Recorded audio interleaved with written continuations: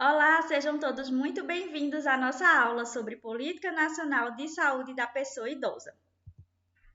Quem sou eu? Eu sou Dailane, todos me chamam por Dai, eu sou ex-residente de saúde mental e ex-residente de saúde coletiva, sou especialista em educação para enfermagem e atualmente eu sou mentora de residências em saúde e também facilito conteúdos de legislação do SUS, políticas e programas de saúde e epidemiologia através de resumos e mapas mentais. Então, dando início à nossa aula, a Política Nacional de Saúde da Pessoa Idosa, ela foi regida pela Portaria número 2528 de 2006.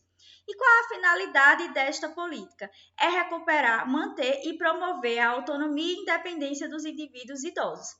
É alvo dessa política todo cidadão e cidadã brasileiros que possuam a idade de 60 anos ou mais. A cada ano, 650 mil novos idosos são incorporados à população brasileira, e isso requer a necessidade de organizar os modelos assistenciais de saúde.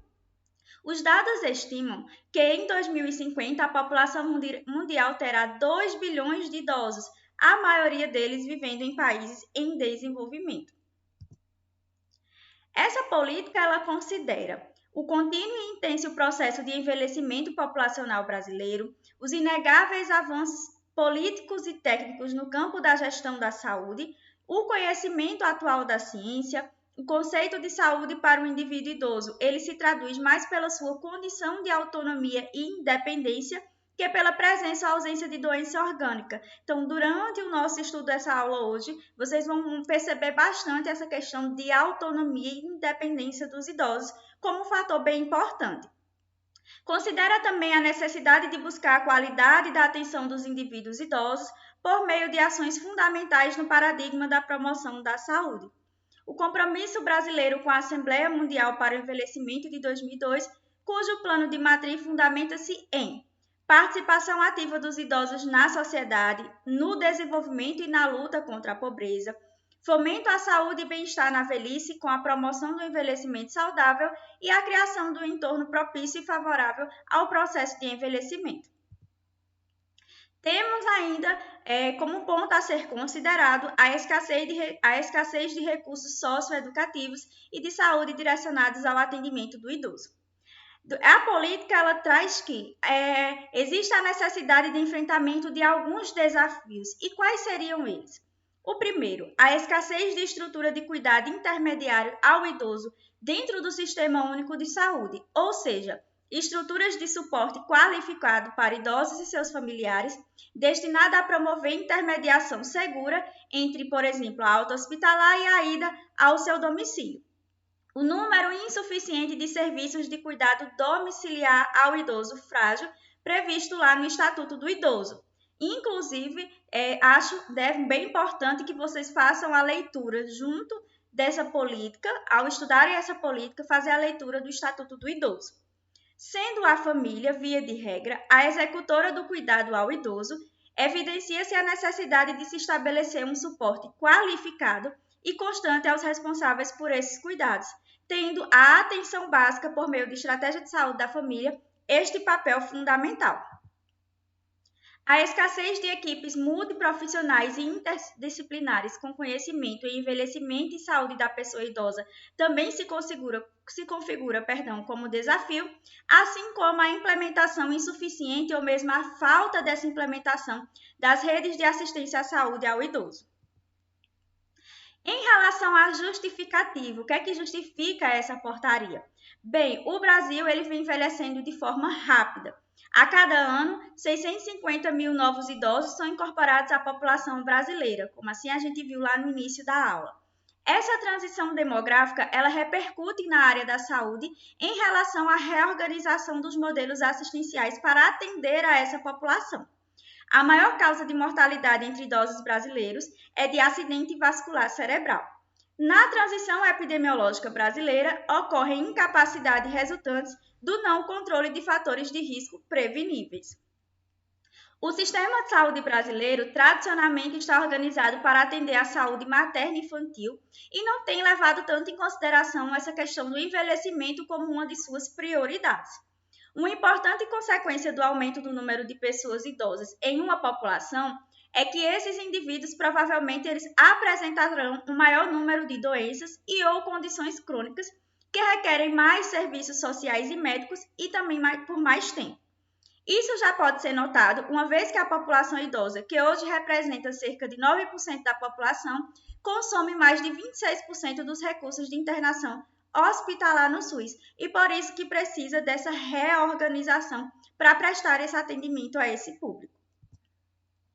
O grande desafio, o envelhecimento populacional com condições de desigualdade social e de gênero. O envelhecimento populacional ele é definido como a mudança na estrutura etária da população. E o que é que isso produz? Produz o aumento do peso relativo das pessoas acima de determinada idade, considerada como definidora do início do que a gente conhece como velhice.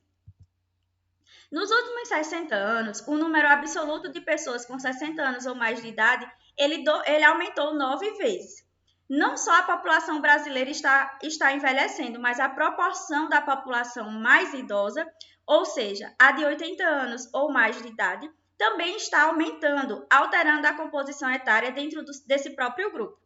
O envelhecimento é também uma questão de gênero. 55% da população idosa são formadas por mulheres e estas têm uma predominância ali de viver em zona urbana. Na zona rural, predominam mais os homens, o que pode resultar em isolamento e abandono dessas pessoas. Assim pontua a política. Quanto ao local de moradia, os idosos podem estar tanto no ambiente familiar como em instituições de longa permanência para os idosos, o ILPI. É consenso entre as mais variadas especificidades científicas que a permanência dos idosos em seus núcleos familiares e comunitários é favorável e contribui para o seu bem-estar e para o envelhecimento ativo. Além disso, os idosos diferem de acordo com a sua história de vida, com o seu grau de independência funcional e com a demanda por serviços mais ou menos específicos. Todos necessitam, contudo, de uma avaliação pautada no conhecimento do processo do envelhecimento e de suas peculiaridades e adaptada à realidade sociocultural em que eles estão inseridos. Então, todos esses pontos também devem ser levados em consideração. Faz-se, portanto, necessário que os serviços que prestem atendimento a idosos respondam a necessidades específicas e distinguam-se pela natureza da intensidade dos serviços que ofereçam. Em relação a responder às demandas das pessoas idosas mais frágeis, dentre a população em maior risco de vulnerabilidade, a política traz que o envelhecimento populacional ele cursa com o aumento de doenças e condições que pode levar a uma incapacidade funcional. E o que seria essa incapacidade funcional? Nada mais é do que a dificuldade experimentada em realizar atividades em qualquer domínio da vida devido a um problema físico ou de saúde. A OMS, em sua classificação internacional de funções em capacidade e saúde, ela vê a incapacidade e as funções de uma pessoa como a interação dinâmica entre as suas condições de saúde, que traz as doenças, lesões, traumas ou outros, e os fatores contextuais, incluindo atributos pessoais e ambientais. A incapacidade funcional e limitações físicas, cognitivas e sensoriais, elas não são consequências inevitáveis do envelhecimento. A prevalência da incapacidade aumenta com a idade, mas a idade sozinha não prediz essa questão de incapacidade. Mulheres, minorias e pessoas de baixo poder socioeconômico são particularmente mais vulneráveis. Independente de sua etiologia, pessoas com incapacidades elas estão em maior risco para problemas de saúde ou afins. E aí, estudos brasileiros de base populacional em idosos apontam a existência de capacidade entre idosos em cifras que variam de 2 a 45% dos idosos, dependendo da sua idade e do sexo. Com todos esses pontos, que a gente acabou de relatar e discutir, torna-se imprescindível incluir a condição funcional ou se formularem políticas para a saúde dos idosos, e assim responder prioritariamente às pessoas idosas que já apresentem um alto grau de dependência. Em relação às diretrizes, aí eu já chamo a atenção para que vocês prestem bastante atenção. Quais são as diretrizes da Política Nacional de Saúde da Pessoa Idosa? A promoção do envelhecimento ativo e saudável, o estímulo às ações intersetoriais visando a integralidade da atenção, estímulo à participação e fortalecimento no processo de controle social, divulgação e informação sobre a Política Nacional de Saúde da Pessoa Idosa para profissionais de saúde, gestores e usuários do SUS, atenção integrada à saúde da pessoa idosa, provimento dos recursos capazes de assegurar a qualidade da atenção, formação de educação permanente dos profissionais de saúde do SUS na área de saúde da pessoa idosa, promoção e cooperação nacional e internacional das experiências na atenção à saúde das pessoas idosas e apoio ao desenvolvimento de estudos e pesquisas. Em relação à promoção do envelhecimento ativo e saudável, a política ela chama a atenção para que essa seja uma meta de todas as ações de saúde e baseia-se no reconhecimento dos direitos das pessoas idosas e nos princípios de sua independência, que são determinados pela OMS. Traz também a questão de envelhecer, manter a capacidade funcional e sua autonomia e prevenção e promoção da saúde das pessoas idosas. O envelhecimento bem-sucedido ele pode ser entendido a partir de 3 componentes, que são menor probabilidade de doença, alta capacidade funcional física e mental, engajamento social ativo com a vida. Com a perspectiva de ampliar o conceito de envelhecimento saudável, a Organização Mundial da Saúde propõe envelhecimento ativo, uma política de saúde, ressaltando que o governo, as organizações internacionais e a sociedade civil devem implementar políticas e programas que melhorem a saúde, a participação e a segurança da saúde da pessoa idosa, considerando o cidadão idoso não mais como ser passivo, mas como agente das ações a eles direcionadas, numa abordagem baseada em direitos, que valoriza os aspectos da vida em comunidade e identificando o potencial para seu bem-estar físico, social e mental ao longo do curso da vida. Então, deve-se aproveitar as oportunidades para desenvolver e valorizar o atendimento acolhedor e resolutivo à pessoa idosa, baseado nos critérios de risco, informar sobre seus direitos, como ser acompanhado por pessoas de sua rede social que deve ser de livre escolha e quem são os profissionais que cuidam da sua saúde. Valorizar e respeitar a velhice, estimular a solidariedade para com esse grupo etário, realizar ações de prevenção de acidentes no domicílio e nas vias públicas, como quedas e atropelamentos, realizar ações integradas de combate à violência doméstica e institucional contra os idosos e idosos. Facilitar a participação das pessoas idosas em equipamentos sociais, grupos de terceira idade, atividade física, conselhos de saúde locais e conselhos comunitários, onde o idoso ele passa a ser ouvido e apresentar suas demandas e prioridades, ou seja, o idoso também ter voz nesse processo de encontros, de grupos, de conselhos e também até de conferências de saúde, e a gente vai ver isso mais à frente. Articular ações e ampliar a integração entre as secretarias municipais e as estaduais de saúde e os programas locais desenvolvidos para a difusão da atividade física e o combate ao sedentarismo. Promover a participação nos grupos operativos e nos grupos de convivência, com ações de promoção, valorização de experiências positivas e difusão nessa rede, a fim de nortear e capacitar e captar experiências. Informar e estimular a prática de nutrição balanceada, sexo seguro, imunização e hábitos de vida saudável também são pontos bastante relevantes. E realizar ações motivadoras ao abandono de uso de álcool, tabagismo e sedentarismo em todos os níveis de atenção. Temos ainda promover ações grupais integradas com inserção de avaliação, diagnóstico e tratamento da saúde mental da pessoa idosa, reconhecer e incorporar as crenças e modelos culturais dos usuários em seus planos de cuidado, como forma de favorecer a adesão e a eficiência dos recursos e tratamentos disponíveis. Promover a saúde por meio de serviços preventivos primários, tais como a vacinação da população idosa em conformidade com a Política Nacional de Humanização. Estimular programas de prevenção de agravos de doenças crônicas não transmissíveis em indivíduos idosos.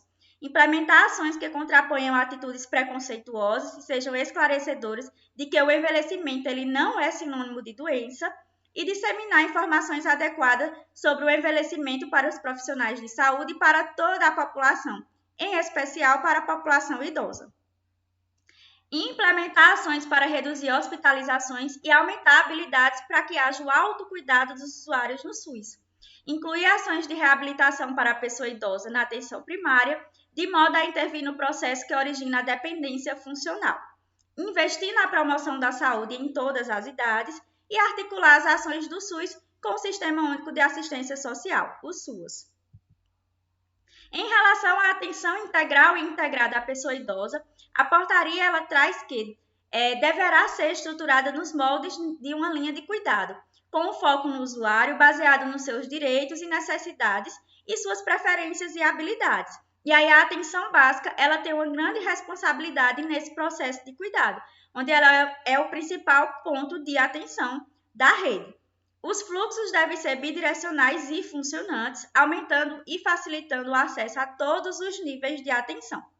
Devem ser providos de condições essenciais, de infraestrutura física adequada, insumos e também pessoal qualificado para boa qualidade técnica e, assim, um bom atendimento a esse público. Instrumentos gerenciais baseados em levantamento de dados sobre a capacidade funcional, inventários funcionais e sociofamiliares da pessoa idosa, eles deverão ser implementados pelos gestores municipais e estaduais do SUS. Com que objetivo? Para que haja a participação de profissionais de saúde e usuários na construção dos planos locais de ações para enfrentamento das dificuldades inerentes à complexidade de saúde da pessoa idosa, e até mesmo para a construção de um projeto terapêutico singular dentro desse serviço. Incorporação na atenção básica de mecanismos que promovam a melhoria da qualidade e o aumento da resolutividade na atenção à pessoa idosa, com o envolvimento dos profissionais da atenção básica e das equipes de saúde da família, incluindo a atenção domiciliar e ambulatorial, com incentivo à utilização de instrumentos técnicos validados, como de avaliação funcional e psicossocial. Um dos instrumentos gerenciais imprescindíveis é a avaliação funcional individual e coletiva.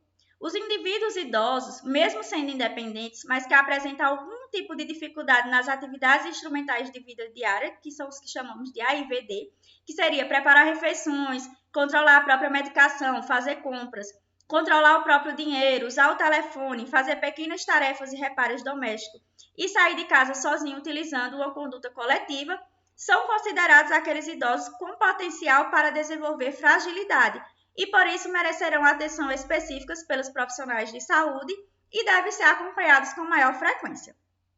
Atividades básicas da vida diária, que são as AVDs, como tomar banho, vestir-se, usar o banheiro, transferir-se da cama para a cadeira, ser continente e alimentar-se com a própria mão, considera-se o idoso independente aquele que é capaz de realizar sem dificuldade e sem ajuda todas essas atividades de vida diária citadas acima. Então, é bem importante também que vocês saibam, para a prova, essa questão da AIVD e da AVD, certo? Atividades instrumentais de vida diária e atividades básicas de vida diária. Então, esse ponto da política é bem importante. Considera-se idoso frágil ou em situação de fragilidade aquele que vive em uma instituição de longa permanência, encontra-se acamado, esteve hospitalizado recentemente por qualquer razão, apresente doenças sabidamente causadoras de incapacidade funcional, como acidente vascular encefálico, síndromes demenciais e outras doenças neurodegenerativas. Também o etilismo, neoplasia terminal, amputações de membros.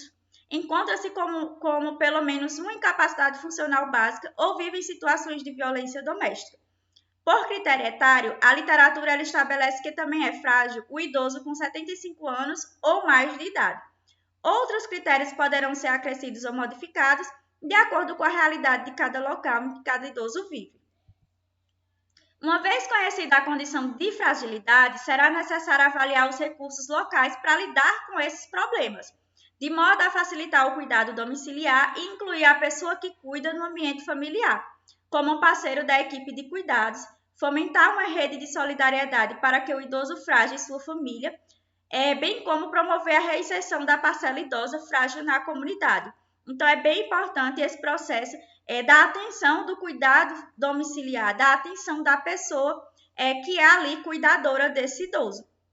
De acordo com a condição funcional da pessoa idosa, serão estabelecidas ações de atenção primária, cujas prevenções sejam primária, secundária e terciária. Também envolve a de reabilitação para a recuperação da máxima autonomia funcional, prevenção do declínio funcional e recuperação da saúde. Estarão incluídas nessas ações o controle e a prevenção de agravos de doenças crônicas não transmissíveis. Preservar a autonomia e a independência funcional das pessoas idosas deve ser a meta em todos os níveis de atenção.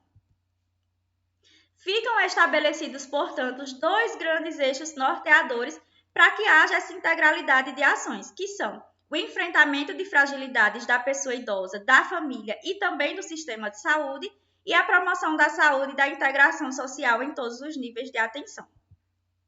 Em relação ao estímulo às ações intersetoriais, visando essa integralidade da atenção, a política ela traz que a intersetorialidade ela pressupõe o reconhecimento de parceiros e de órgãos governamentais e não governamentais que trabalham com a população idosa. A organização do cuidado intersetorial a essa população ela evita a duplicidade de ações e corrige distorções e potencializa essa rede de solidariedade. As ações intersetoriais visando a integralidade da atenção à saúde da pessoa idosa devem ser promovidas e implementadas considerando as características e as necessidades locais.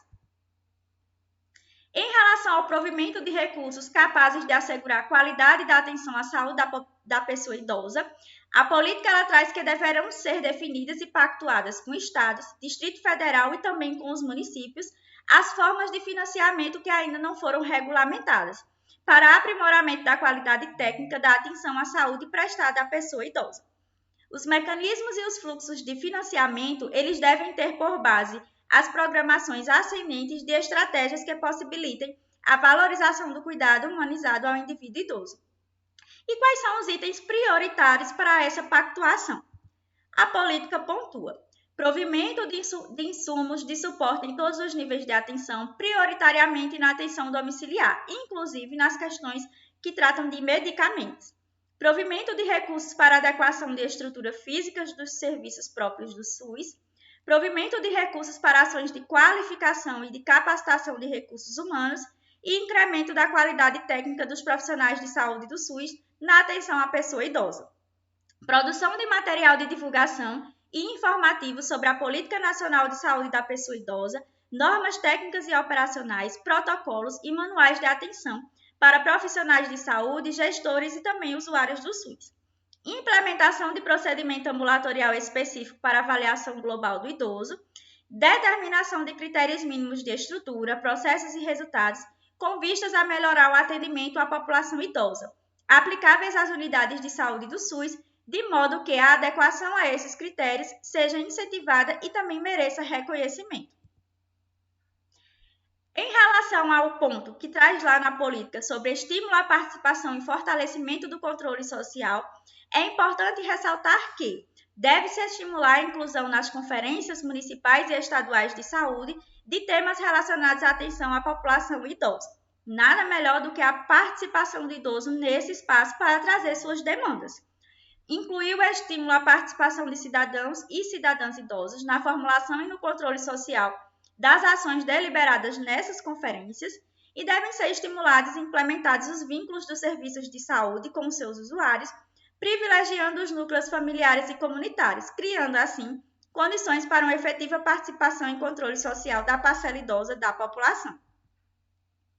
Em relação à divulgação da Política Nacional de Saúde da Pessoa Idosa, deve-se incluir a política na agenda de atividades da comunicação social do SUS, produzir esse material de divulgação, apoiar e fortalecer ações inovadoras de informação e divulgação sobre a atenção à saúde da pessoa idosa em diferentes linguagens culturais, identificar, articular e apoiar experiências de educação popular, informação e comunicação em atenção à saúde da pessoa idosa. Então, esse processo de divulgação da política também é bastante importante.